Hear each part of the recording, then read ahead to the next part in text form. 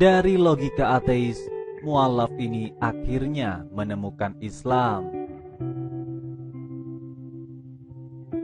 Berikut ini adalah penuturan seorang mualaf tentang perjalanannya dari ateis menjadi muslim. Inilah yang dipaparkannya soal logika ateis yang kemudian menuntunnya menemukan Islam.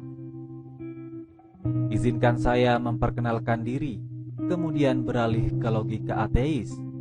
Saya adalah seorang saudara muslim berusia 22 tahun yang tumbuh sebagai Kristen dan menganggap diri saya ateis pada usia 18 tahun.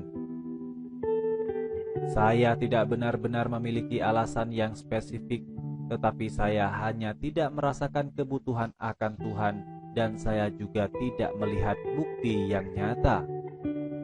Setelah 1 tahun atau lebih, saya kadang-kadang akan menghabiskan beberapa jam sebulan untuk meneliti keberadaan Tuhan, lebih spesifik Yesus. Saya tidak melihat apapun yang menarik perhatian saya, jadi saya menyerah pada usia sekitar 20 tahun. Tidak lama setelah berusia 20 tahun, saya mulai menyadari betapa kompleksnya realitas seperti yang kita ketahui dan juga alam semesta. Jadi saya mulai meneliti lagi, tetapi sedikit lebih sering. Saya mulai menonton konten online, mayoritas dari mereka ateis, dan akan menghabiskan mungkin 1 jam sehari untuk menonton mereka. Saya akan melihat argumen yang berbeda dari ateis dan mereka tampak begitu dapat diandalkan, sehingga saya membangun bias terhadap bukti ateis bahwa setiap bukti teis akan dengan mudah saya sanggah sebagai seorang ateis dengan menggunakan argumen yang bertentangan dari ateis. Sekitar usia 21, suatu hari saya berpikir, kamu tahu apa? Saya memang tampak bias terhadap konten ateis. Saya akhirnya menyadari bahwa saya perlu mulai melihat sisi yang berlawanan, yaitu dari sudut pandang teis. Saya mulai melihat ke dalam agama Kristen yang percaya Yesus adalah Tuhan. Setelah menyadari bahwa Alkitab memiliki terlalu banyak kontradiksi, saya menghabiskan beberapa bulan mencari agama lain. Saya memiliki pandangan buruk terhadap Muslim dan menemukan video ceramah Muslim dari saluran YouTube populer. Saya mendengarkannya dan itu benar-benar mengubah pandangan saya. Jadi saya memeriksa Islam. Setelah beberapa minggu saya memperhatikan bahwa dari apa yang saya lihat sejauh ini, bahwa Al-Quran tidak memiliki kontradiksi. Saya menjadi sangat tertarik, sehingga saya akhirnya menemukan sebuah agama dengan kitab yang tidak memiliki kontradiksi dan tidak pernah diubah. Saya mulai melihat seorang cendekiawan populer yang berbicara sains dalam Al-Quran, dan setelah meneliti apa yang saya pelajari darinya, saya menyadari pasti ada hubungannya. Tapi saya tidak bisa menghubungkan keduanya dengan cukup untuk mengikatkan diri. Iman saya tidak ada di sana. Saya masih tidak berpikir saya percaya pada Tuhan. Saya melanjutkan kurang dari setahun sebagai seorang agnostik dan mulai menonton YouTuber Muslim populer yang berbicara banyak tentang argumen kosmologis kalam. Pada dasarnya itu menyiratkan bahwa segala sesuatu yang mulai ada memiliki penyebab. Alam semesta mulai ada, oleh karena itu alam semesta memiliki penyebab. Ngomong-ngomong, tidak ada orang dalam sejarah umat manusia yang memberikan satu contoh dari apapun yang tidak bergantung pada sesuatu. Mereka mencoba berkali-kali, tetapi gagal melakukannya. Setelah meneliti itu, akhirnya saya menemukan sesuatu yang menghubungkan Tuhan dengan Al-Quran. Atau begitulah yang saya pikirkan. Saya membaca posting blog dari seorang ateis yang menyanggah dengan menggunakan argumen bahwa alam semesta bisa jadi tidak terbatas. Jadi saya mulai meneliti itu sendiri dan yakin tidak ada satu hal pun yang bisa tidak terbatas.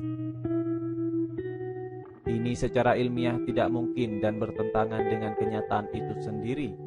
Eksistensi tidak bisa lebih besar dari dirinya sendiri. Ketidakterbatasan harus lebih besar dari dirinya sendiri, tetapi itu tidak ada. Itu hanya ide yang dibuat di kepala kita. Terdengar ateis akrab.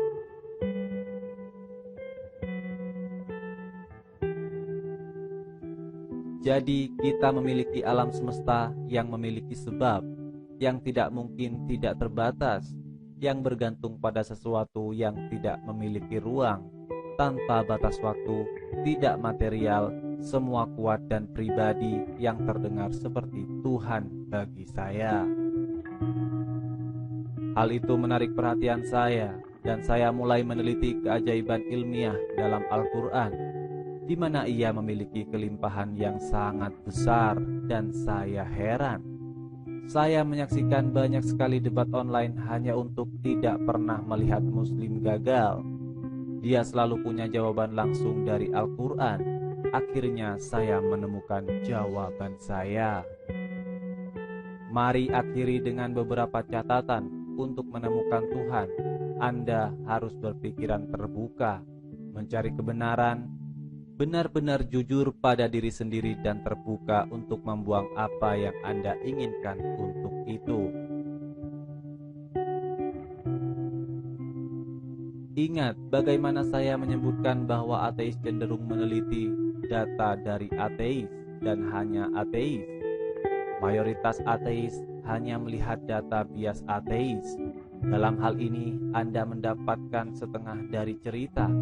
Data yang mereka dapatkan dari ateis lain lebih dari tidak selalu cenderung berasal dari ateis lain. Mereka cenderung bias karena alasan mereka sendiri yang hanya diketahui oleh Allah, tetapi mudah untuk berasumsi bahwa melihat konten dari hasil yang Anda inginkan membuat Anda bisa. Mari gunakan sebuah contoh. Jika seorang ateis suka pergi ke klub, minum alkohol, hidup secara umum dengan gaya hidup yang jika Tuhan itu benar, maka ateis harus menyerah atau menanggung akibatnya. Mudah untuk tertarik pada gaya hidup yang mereka sukai. Ini merugikan untuk menemukan kebenaran.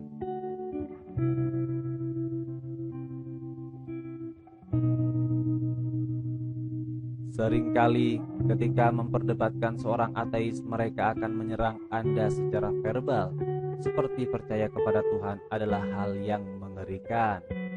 Ini karena mereka menyesatkan dan mungkin tidak sesuai dengan gaya hidup mereka. Mereka tidak mau mengorbankan gaya hidup mereka untuk yang lebih baik. Saya pernah menonton video dari seorang pria yang berkata, "Saya lebih baik pergi ke neraka daripada menyembah Tuhan yang mengizinkan kejahatan seperti itu terjadi di dunia ini." Tetapi mereka tidak dapat memahami bahwa jika Anda memahami semua yang Tuhan lakukan, Dia bukanlah Tuhan. Ingat, Tuhan tahu yang terbaik. Jadi saya akan mengakhiri ini. Milikilah pikiran terbuka dan biarkan diri Anda mengorbankan gaya hidup Anda yang tidak begitu baik untuk yang lebih baik. Mari kita luruskan ini. Tuhan itu nyata dan itu hal terpenting yang ada. Tidak ada di kehidupan yang lebih penting daripada mengikuti Tuhan. Ini bukan untuk stereotip ateis. Banyak ateis adalah orang baik dan akan mengulurkan tangan membantu siapapun. Tapi dari pengalaman saya, inilah yang saya amati, terutama dari orang-orang yang sangat menelitinya. Mereka cenderung lebih bias. Beberapa ateis akan berusaha keras dan mencoba mengeluarkan setiap argumen yang mereka bisa. Mereka akan membiarkan bukti masuk melalui satu telinga dan keluar yang lain. Tidak harus terlalu rumit. Anda tidak perlu 1 juta argumen, hanya perlu beberapa yang bagus. Semoga Allah membimbing semua orang ke jalan yang lurus. Salam.